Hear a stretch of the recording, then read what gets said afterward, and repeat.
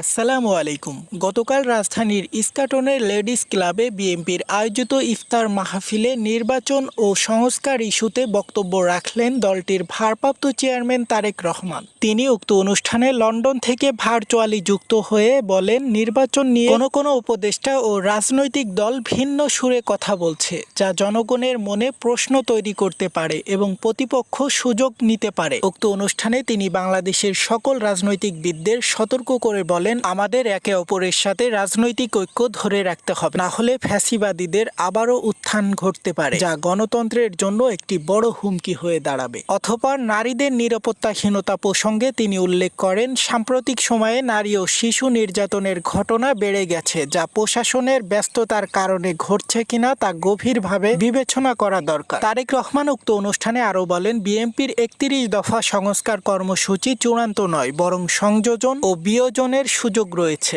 তিনি রাজনৈতিক দলগুলোকে ঐক্যবদ্ধ থেকে গণতান্ত্রিক প্রক্রিয়া এগিয়ে নেওয়ার আহ্বান জানান। সো হেই বন্ধুরা, আপনারা দেখছেন এইসে গ্লোবাল নিউজ, সাথে আছে আমি হুসাইন আহমেদ। সকল আপডেট পেতে আমাদের সাথেই থাকুন।